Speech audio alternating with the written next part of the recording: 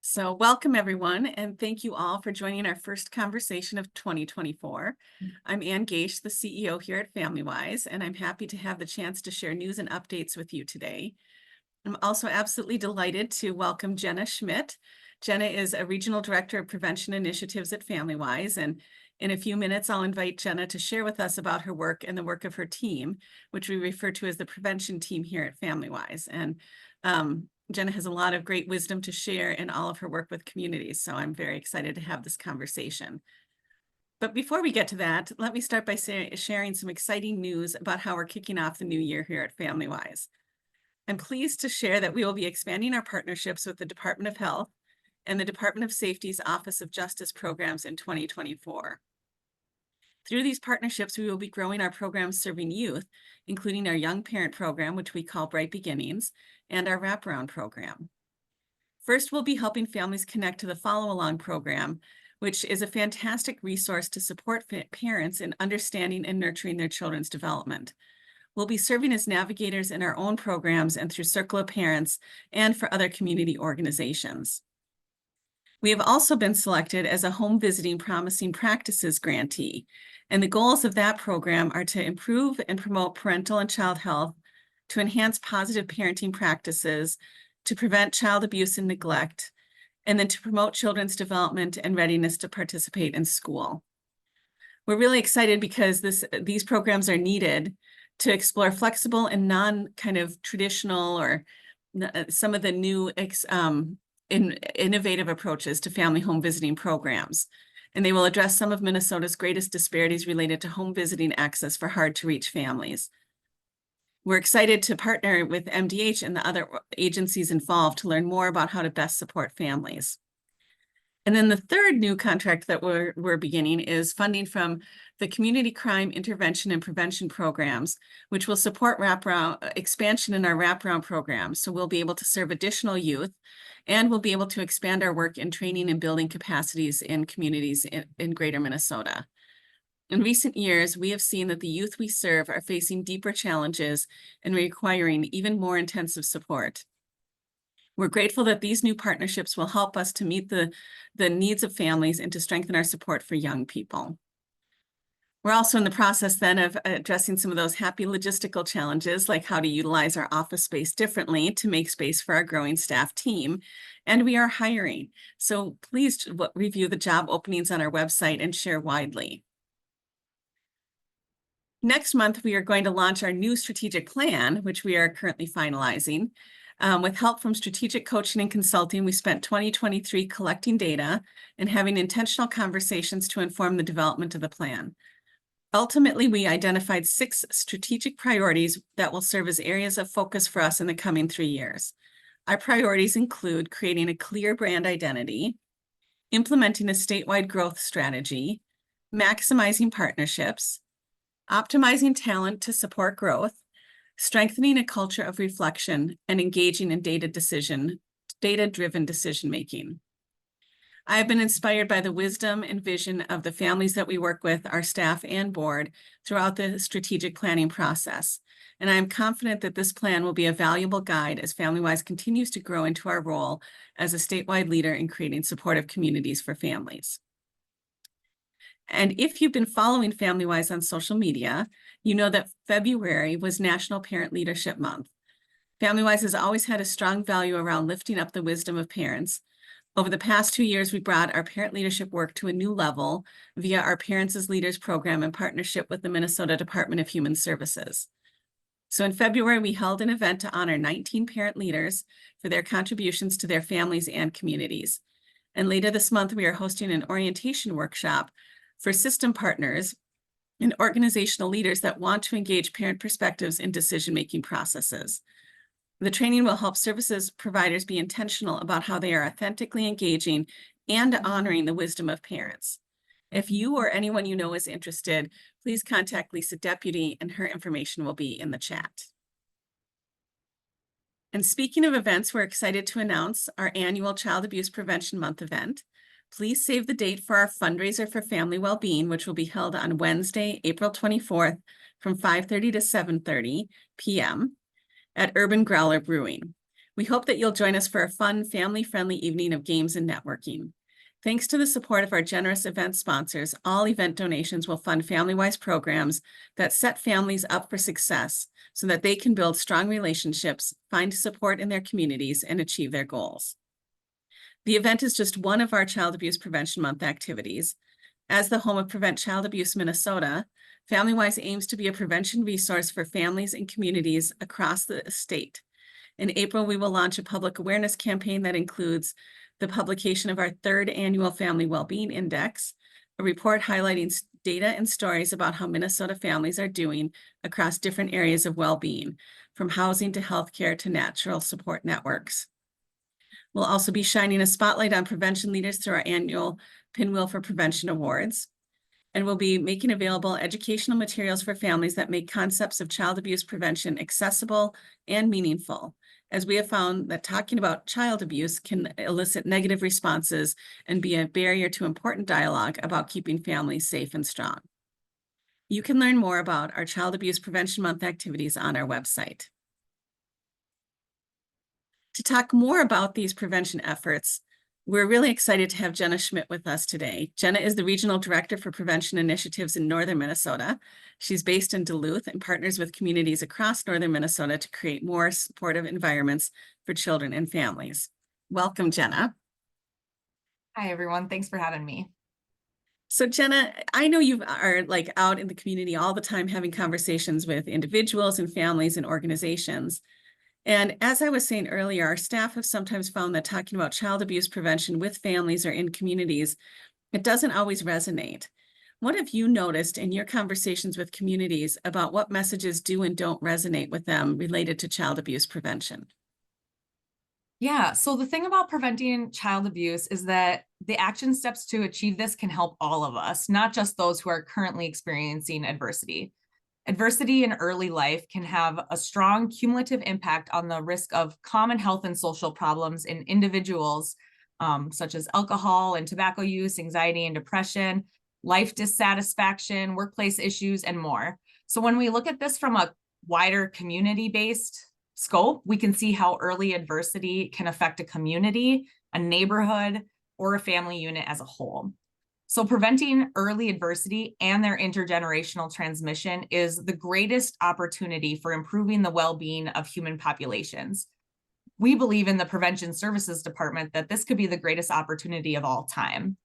Preventing adverse childhood experiences can help communities in so many ways, from preventing heart disease or cancer to ending homelessness or hopelessness, or even improving business profitability. When we align our work around a common goal of preventing early adversity or moderating its effects, we'll reduce many social issues that we currently see all at once.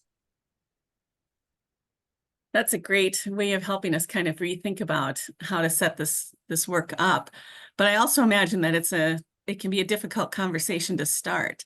And knowing that you work a lot in partnership with Children's Mental Health and Family Services Collaboratives and other community-based groups, what do you do to lay the foundation to start to have this conversation with these groups so that they can bring their child abuse prevention efforts to the next level?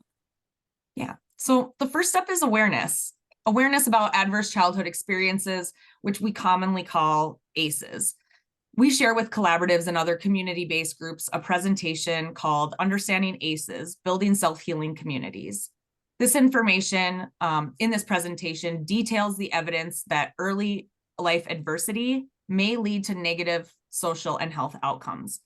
Knowing this information can be a powerful driver of resilience because when we can predict something, we can prevent it. Within foundational awareness of the biology and the data behind ACEs, we can focus resilience and prevention strategies. There are 3 major resilience factors: individual capabilities, attachment and belonging, and community culture. Cultivating these resiliency factors looks different for everyone and for every community, which is the tough part. However, knowledge about the biology of adversity, about adverse childhood experiences, and resiliency factors can help communities focus their child abuse prevention efforts for their unique community makeup. That's such a good point, that it's not just kind of a one approach fits all, beyond kind of the basic understanding of ACEs, what do you see as ingredients that make a community ready to engage in child abuse prevention efforts? A key characteristic of communities that are successful in their child abuse prevention efforts is they ask the community members what is most important to them. What do the community members want to see? Successful communities also then make decisions alongside community members, not for them.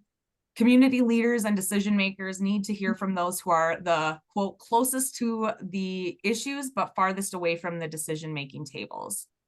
Research shows that providing support to currently parenting adults has the greatest power to preventing ACEs in a community. These parenting adults and caregivers can also offer the greatest insight into what resources would make the most meaningful impact to them and their lives. As people make decisions about their community together and experience improvements, they develop a sense of belonging and culture of empathy and support that can then help everyone, including those who have experienced adversity. That's great. So when you think about this last year and the people that you've worked with and the communities that you've been in, is there anything that you've seen that has inspired you? Yeah, so a lot more people are having community conversations. When I first started this work about 4 or 5 years ago, many people didn't even know what ACEs were and kind of had to sit there and explain what adverse childhood experiences are, the biology behind it, and kind of what that means for communities.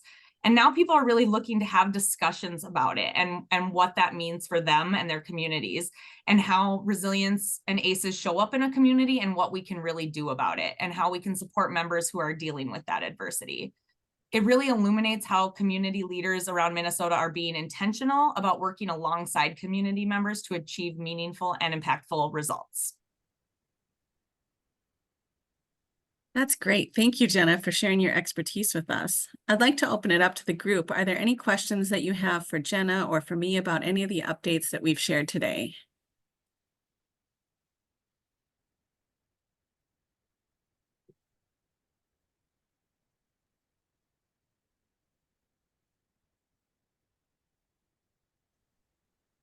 John, I see your hand raised, so jump right in.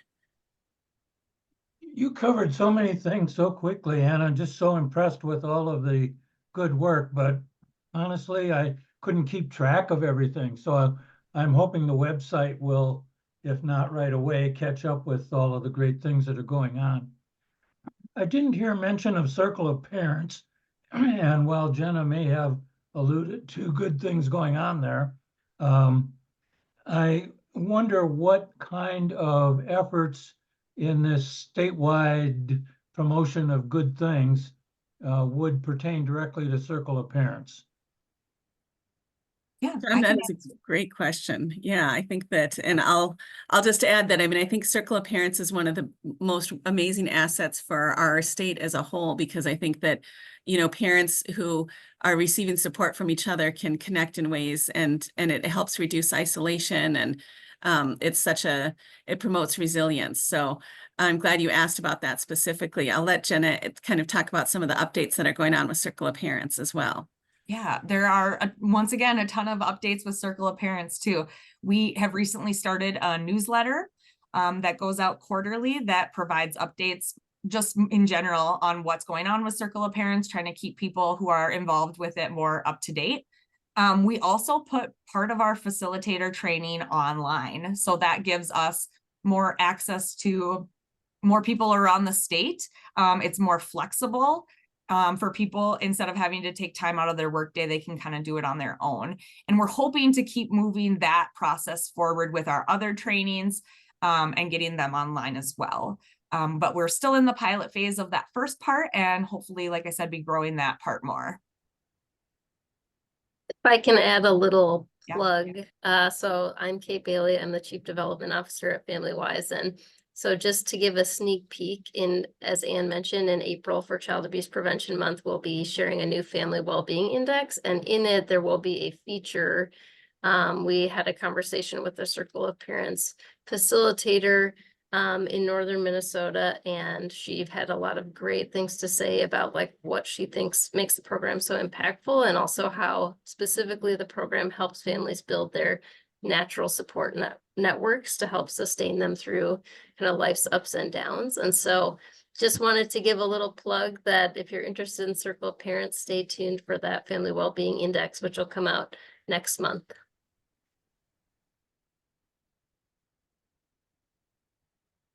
Thanks, Kate and Jenna, and thanks, John, for that question. Are there any other questions about anything we've talked about today?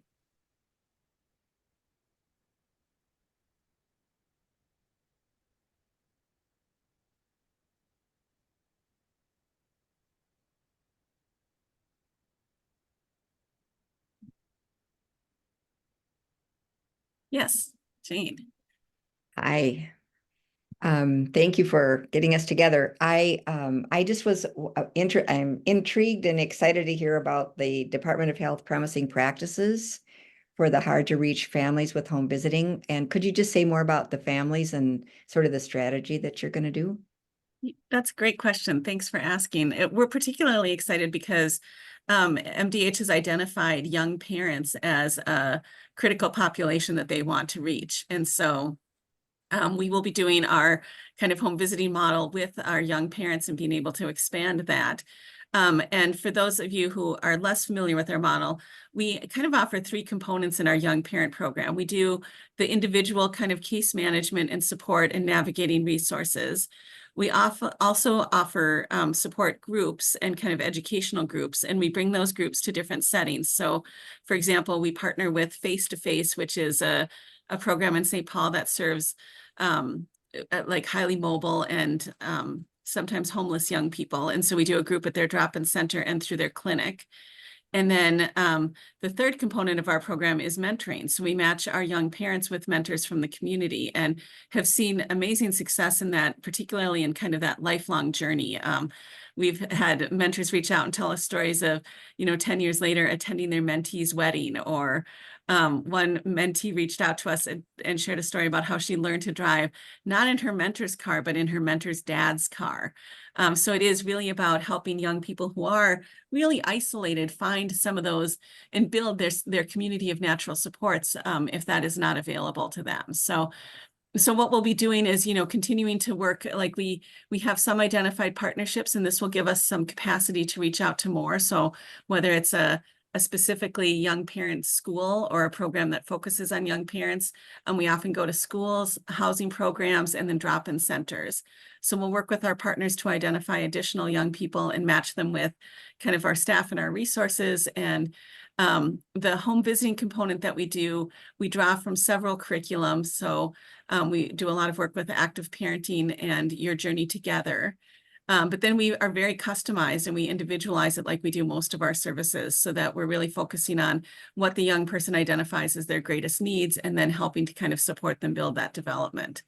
One of my favorite stories with that program is kind of sharing books with our young parents that they can read with their children, and really like watching them learn all of the tricks that it takes to read to a child. I think for parents who, especially those young parents who don't feel like they have very fluid literacy, like talking to them about how you don't have to read every word on the page. You can point out the pictures, or, sharing the stories of those children's books that you hated because they had so many words on the page, and how you would kind of skim over the summary of it so you could get to the next page. But really like understanding that not everyone was read to, and so not everyone knows how to read to their kids. And our staff can work with parents on building that skill, and then we kind of bring the books along with it. So that's just a little microcosm of some of the work that is being done in that arena, but we're really excited to be able to expand it.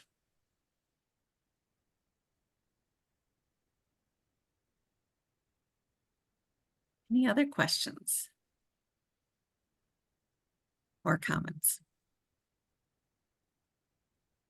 I'll jump right in this time. And in the Arrowhead region, the Community Health Board has a home visiting group for home visiting nurses. And I'm wondering if a presentation on this program could be given to that group so that they can spread the work among the home visiting nurses in the Arrowhead region. We would love to do that. Absolutely. And I think some of the lessons that we've learned about, like, what is the difference when you're mentoring a young parent from just normal mentorship?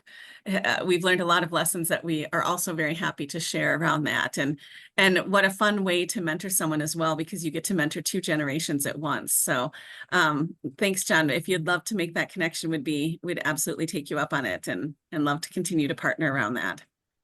I will follow up on that. Let me mention too, Minnesota One Stop, headquartered in the cities, does mentoring for young families experiencing juvenile justice or justice system exposures, and they do a lot of mentoring. And of course, the founder is a graduate of the MCCC Parent Consulting Group. So I hope there's a connection there that can help that group along. Absolutely. Yes, we definitely connect with Lorraine and her group, and like, it's been great to see some of those parent mentors out in the community. There are some organizations, like I know Wayside, which is a substance abuse treatment program, has one embedded kind of in their staff now so that it can be more widely available. And so Lorraine has great training resources and a great way of kind of placing those parent mentors.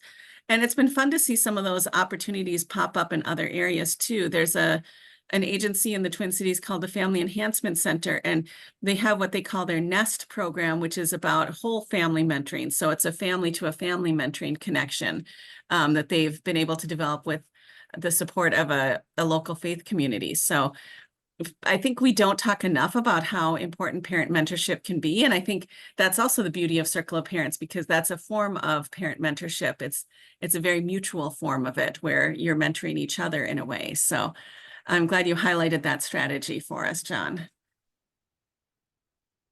Well, let me just put in a plug for state funding of Circle of Parents, because that would help it spread it.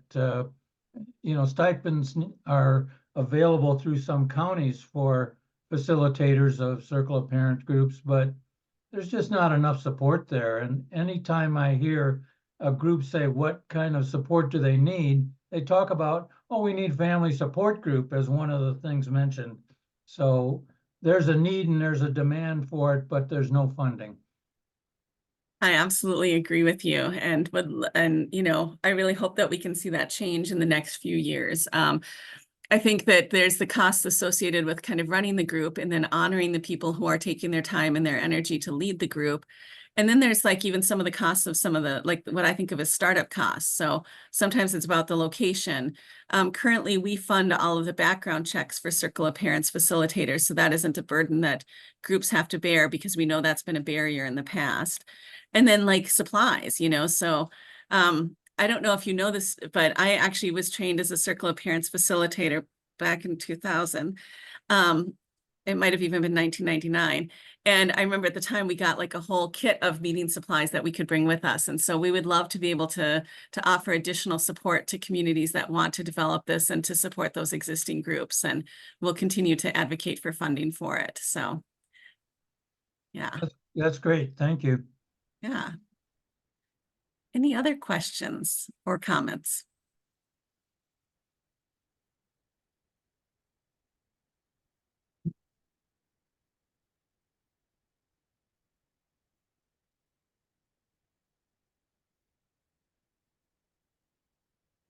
Well, if not, then I'd just like to note that if these conversations around prevention are of particular interest to you, in June, we'll be hosting our annual Growing Resilient Communities Gathering for prevention partners across the state.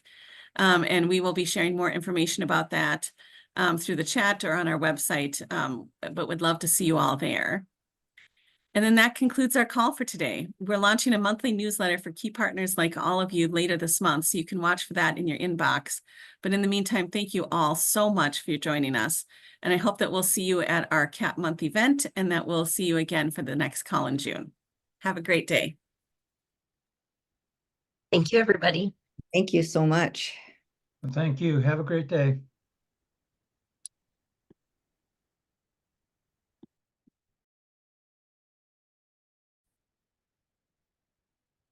Great job, Jen.